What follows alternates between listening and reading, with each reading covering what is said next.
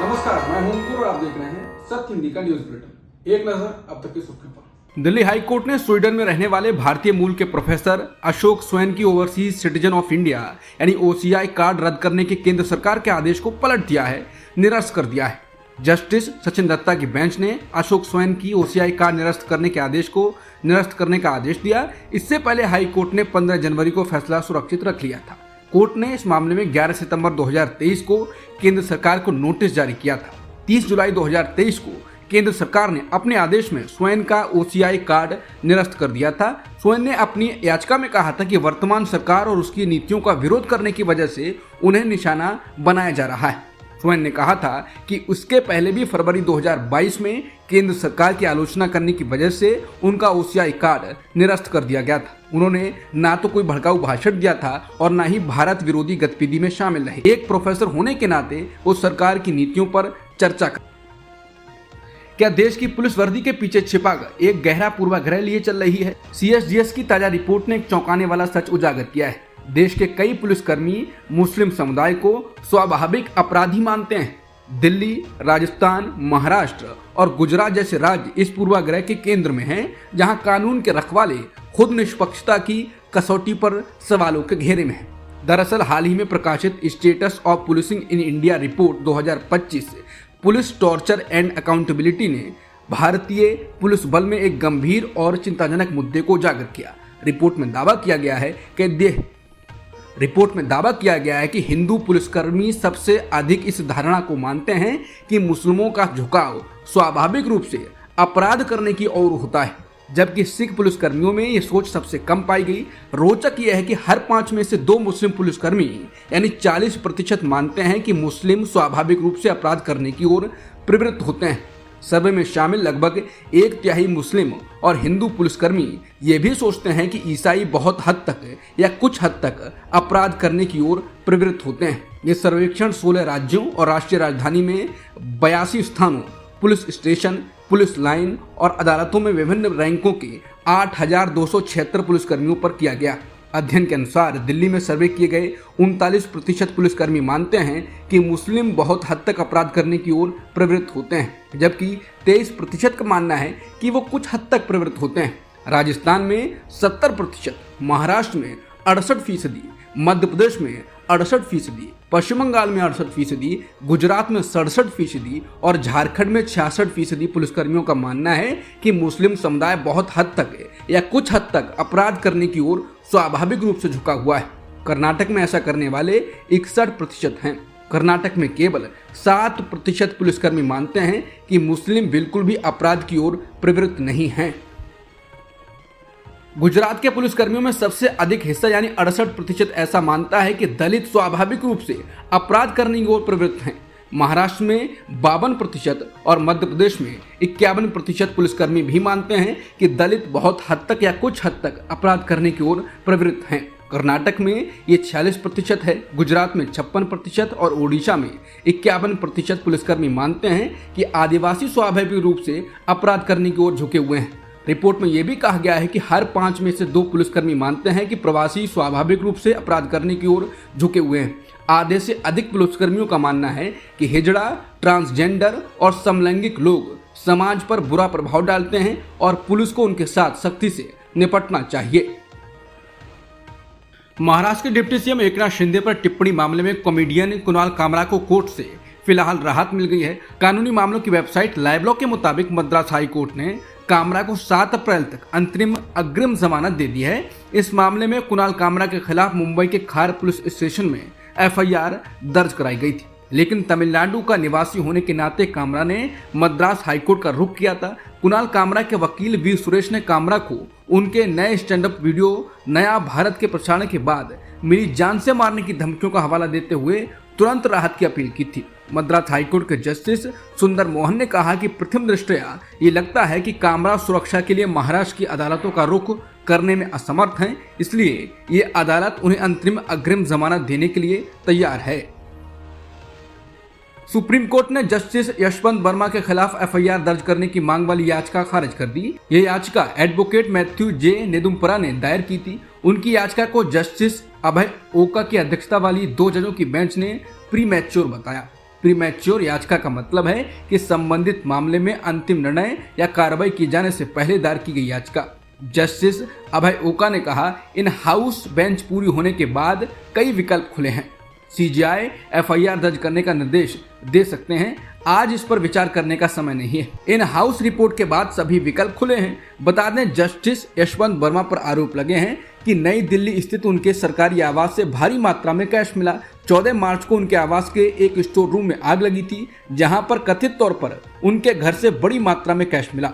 वहीं जस्टिस यशवंत वर्मा का दावा है कि स्टोर रूम में उन्होंने या उनके परिवार वालों ने कभी भी कैश नहीं रखा और उनके खिलाफ साजिश रची जा रही है। इस मामले की जांच के लिए chief justice of India Sanjeev Khanna ने 3 जजों की कमेटी बनाई है। साथ ही ये फैसला लिया है कि जस्टिस यशवंत वर्मा को कुछ समय तक कोई न्यायिक जिम्मेदारी न सौंपी जाए। सुप्रीम कोर्ट ने शुक्रवार को एक अहम फैसले में कहा कि अभिव्यक्ति की आज़ादी एक स्वस्थ और सभ्य समाज का अभिन्न हिस्सा है। इस फैसले के तहत कोर्ट ने गुजरात में कांग्रेस सांसद इमरान प्रतापगढ़ी के खिलाफ दर्ज एक एफआईआर को रद्द कर दिया। यह एफआईआर उनकी सोशल मीडिया पर साझा की गई एक कविता को लेकर दर्ज की गई थी। जस्टिस एस ओका और जस्टिस उज्जवल भैया की बेंच ने गुजरात पुलिस की कार्रवाई पर कड़ी टिप्पणी करते हुए कहा कि शत्रुता को बढ़ावा देने जैसे अपराध को असुरक्षित लोगों के स्टैंडर्ड से नहीं आंका जा सकता, जो हर बात को खतरा या आलोचना मान लेते हैं। ये फैसला ऐसे समय में आया है जब हास्य कलाकार कुणाल कामरा का शिवसेना प्रमुख एकनाथ शिंदे के खिलाफ गद्दार वाली टिप्पणी को लेकर मानहानि का मामला भी सुर्खियों में है। ये विवाद तब शुरू हुआ था जब इमरान प्रतापगढ़ी ने सोशल मीडिया पर एक कविता पोस्ट की। इसके बैकग्राउंड में गाना ये खून के प्यासे बात सुन लो चल रहा था। इस कविता को बीजेपी शासित गुजरात सरकार पर तंज के रूप में देखा गया। इमरान प्रतापगढ़ी के मामले पर सुनवाई करते हुए सुप्रीम कोर्ट ने अपने फैसले में अभिव्यक्ति की आज़ादी को संविधान के अनुच्छेद 21 के तहत सम्मानजनक जीवन का आधार बताया। बेंच ने कहा कि विचारों और भावनाओं की स्वतंत्र अभिव्यक्ति एक स्वस्थ सभ्य समाज का हिस्सा है। इसके बिना सम्मानजनक जीवन की कल्पना नहीं की जा सकती। साहित्य, कविता, नाटक, कला, व्यंग्य ये सब जीवन को समृद्ध करते हैं। कोर्ट ने गुजरात हाई कोर्ट के रवैये की आलोचना करते हुए कहा कि अदालतों और पुलिस का कर्तव्य संवैधानिक अधिकारों की रक्षा करना है। इसने कहा कि अभिव्यक्ति की आज़ादी सबसे कीमती अधिकार है। इमरान प्रतापगढ़ी के मामले में सुनवाई करते हुए सुप्रीम कोर्ट ने कहा कि हमारे गणतंत्र के 75 साल बाद भी हम अपने मूल सिद्धांतों पर इतने कमजोर नहीं दिख सकते कि किसी गजल या किसी भी तरह की कला या मनोरंजन जैसे स्टैंड अप कॉमेडी के मात्र पाठ से विभिन्न समुदायों के बीच दुश्मनी या घृणा पैदा होने का आरोप लगाए जा सके। इस तरह के दृष्टिकोण को अपनाने से सार्वजनिक क्षेत्र में विचारों की सभी वैध अभिव्यक्तियां बाधित होंगी, जो एक स्वतंत्र समाज के लिए बहुत जरूरी है। चुनावी साल में देश के बड़े नेताओं का बिहार आने का सिलसिला जारी है। कांग्रेस सांसद राहुल गांधी अगले महीने 7 अप्रैल को संविधान की सुरक्षा विषय पर आयोजित होने वाले एक सम्मेलन में भाग लेने के लिए बिहार जा रहे हैं। वो पटना में पार्टी की ओर से आयोजित कार्यक्रम में शामिल होंगे। राहुल गांधी का इस साल ये तीसरा बिहार दौरा होगा। इसके पहले वो 18 जनवरी और 5 फरवरी को पटना आए थे। बता दें, राहुल का दौरा अमित शाह के कुछ ही दिनों बाद है। मालूम हो कि राहुल गांधी इस बार बिहार को लेकर काफी एक्टिव हैं। कुछ दिन पहले ही बिहार का कांग्रेस अध्यक्ष भी बदला गया। इसके बाद बिहार के नेताओं के साथ खड़गे और राहुल गांधी ने दिल्ली में बैठक की और चुनाव को लेकर रणनीति भी बनाई। टीएमसी सांसद कीर्ति आजाद ने कहा कि राणा सांगा के पोते महाराणा प्रताप की लड़ाई अकबर से थी। अकबर उनको हराना चाहता था। फिर महाराणा के खिलाफ अकबर का किसने साथ दिया? मान सिंह ने। मान सिंह के वंशज राजस्थान की सरकार में डिप्टी सीएम क्यों हैं? बीजेपी के। उसके जवाब देंगे क्या? ग्वालियर के वंशज आज मंत्री हैं बीजेपी के। वही ग्वालियर के वंशज जिन्होंने रानी झांसी को किले में नहीं घुसने दिया। तो देश के गद्दारों के साथ अगर कोई है तो वो भारतीय जनता पार्टी है। उन्होंने कहा कि इतिहास में घुसकर किसी को दोषी बनाना सही नहीं, लेकिन यही बात उठा रहे हैं तो मैं उसका जवाब दे रहा हूं। समाजवादी पार्टी के राज्यसभा सांसद रामजी लाल सुमन के राणा सांगा पर दिए गए बयान के बाद उनके आवास पर हुई तोड़फोड़ को लेकर कांग्रेस अध्यक्ष मल्लिकार्जुन खड़गे ने प्रतिक्रिया दी। मल्लिकार्जुन खड़गे ने संसद में कहा, हम देशभक्तों का सम्मान करते हैं, लेकिन अगर कोई कानून अपने हाथ में लेकर किसी के घर तोड़फोड़ करता है और उसकी संपत्ति को नुकसान पहुंचाता है तो मैं इसकी निंदा करता हूं। इन लोगों ने एक मुद्दा उठाकर किसी की जान लेने की कोशिश की, उसकी गाड़ी और घर को तोड़ा, दलितों के खिलाफ हो रहे इस अपमान को हम कभी बर्दाश्त नहीं करेंगे। बता दें, राज्यसभा में रामजी लाल सुमन ने कहा था, ये तो बीजेपी के लोगों का तकिया कलाम हो गया है कि मुसलमानों में बाबर का डीएनए है, लेकिन हिंदुस्तान का मुसलमान तो बाबर को अपना आदर्श मानता नहीं है। वो तो मोहम्मद साहब को अपना आदर्श मानते हैं, सूफी संतों को, परंपरा को अपना आदर्श मानते हैं। रामजी लाल सुमन ने सवाल उठाया कि बाबर को भारत में कौन लाया था। उन्होंने कहा, इब्राहिम लोदी को हराने के लिए राणा सांगा ने बाबर को भारत बुलाया था। तो मुसलमान तो बाबर की औलाद हैं और तुम गद्दार राणा सांगा की औलाद हो, यह हिंदुस्तान में तय हो जाना चाहिए। उन्होंने आगे कहा, हम लोग बाबर की तो आलोचना करते हैं लेकिन राणा सांगा की आलोचना नहीं करते हैं।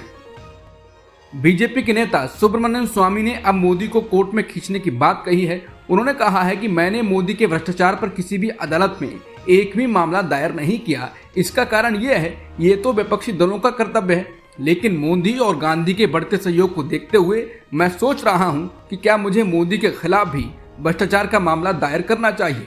उन्होंने एक और ट्वीट में कहा कि मोदी को सोनिया द्वारा ब्लैकमेल किया जा रहा है क्योंकि केंद्र में कांग्रेस के 10 साल के शासनकाल के दौरान मोदी के सीएम शासन का एक डोजियर तैयार किया गया था, जैसे कि हरेन पांड्या की हत्या और बाद में जज लोया की हत्या, जो हरेन की हत्या के लिए अमित शाह पर मुकदमा चला रहे थे। अगर ये दोनों बच निकलते हैं तो लोकतंत्र नहीं बच सकता। ऑक्सफोर्ड यूनिवर्सिटी के केलॉग कॉलेज में पश्चिम बंगाल के मुख्यमंत्री ममता बनर्जी के भाषण के दौरान हंगामा हो गया और वहां मौजूद कुछ लोगों ने गो अवे के नारे लगाए। वामपंथी छात्र संगठन एसएफआई ने इस विरोध प्रदर्शन की जिम्मेदारी ली है, जबकि बीजेपी ने कहा है कि बंगाली हिंदुओं ने विरोध किया। हंगामा तब शुरू हुआ जब ममता बनर्जी पश्चिम बंगाल के औद्योगिकीकरण के बारे में दावे कर रही थी। उसी समय श्रोताओं में से कुछ लोगों ने भारतीय मल्टीनेशनल कंपनी के नैनो कार प्लांट के राज्य से बाहर जाने पर सवाल उठाया, जिसका जवाब देते हुए ममता बनर्जी ने टाटा ग्रुप की ओर से राज्य में अन्य जगहों पर किए गए निवेश का जिक्र किया। हंगामा तब और बढ़ गया जब कोलकाता के आरजी कर मेडिकल कॉलेज और अस्पताल में ट्रेनी महिला डॉक्टर के साथ बीते साल हुए बलात्कार और हत्या पर उनसे सवाल किया गया। इस दौरान ममता बनर्जी ने विरोध के लिए वामपंथी छात्र संगठन पर राजनीति करने का आरोप लगाया और भविष्य में उनके नेताओं के साथ भी ऐसा होने की चेतावनी दी। ममता बनर्जी के भाषण में विरोध पर बीजेपी भी बोली है। बीजेपी आईटी सेल के प्रमुख अमित मालवीय ने विरोध प्रदर्शन का एक वीडियो पोस्ट किया है, जिसमें कुछ लोग तख्तियां लिए खड़े हैं। मालवीय ने एक्स पर लिखा, बंगाली हिंदुओं ने लंदन के लॉ कॉलेज में पश्चिम बंगाल की मुख्यमंत्री ममता बनर्जी का विरोध किया। उन्होंने गुस्से में नारे लगाए और आरजी कर मेडिकल कॉलेज में महिला डॉक्टर के बलात्कार और हत्या, संदेश खाली में महिलाओं के खिलाफ अपराध, हिंदुओं के जनसंहार और व्यापक भ्रष्टाचार के मुद्दों पर उन्हें घेरा। टीएमसी ने इस विरोध प्रदर्शन की निंदा की है। टीएमसी सांसद सौगत रॉय ने कहा, मैं इस तरह के व्यवहार की पूरी तरह निंदा करता हूं। इस मामले में यूनिवर्सिटी प्रशासन और इंग्लैंड पुलिस को कदम उठाना है। किसान नेता जगजीत सिंह डल्लेवाल ने 4 महीने 11 दिनों के अनशन के बाद अपना अनशन तोड़ दिया है। ये जानकारी पंजाब सरकार ने सुप्रीम कोर्ट को दी है। डल्लेवाल एमएसपी और अन्य मांगों को लेकर अनशन पर थे।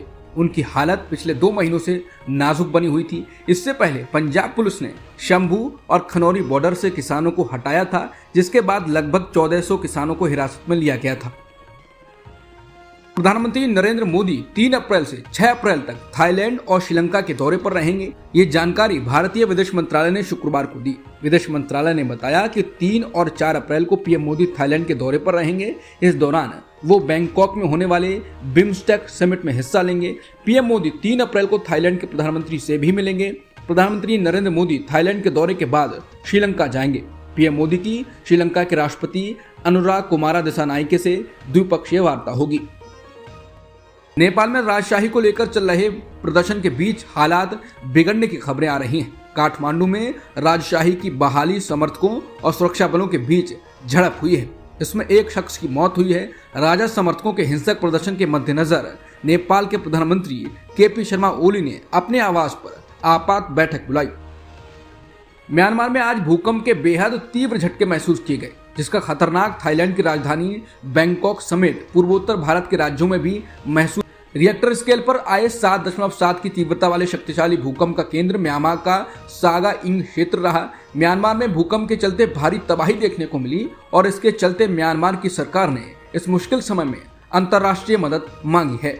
बैंकॉक में एक जो बड़ी बिल्डिंग जमींदोज हुई है, उस वजह से 70 लोग इस समय लापता बताए जा रहे हैं। पहले कहा गया था कि यह आंकड़ा 43 है। भूकंप की वजह से 20 लोगों की मौत की पुष्टि हुई है। बताया जा रहा है यह आंकड़ा और ज्यादा बढ़ सकता है।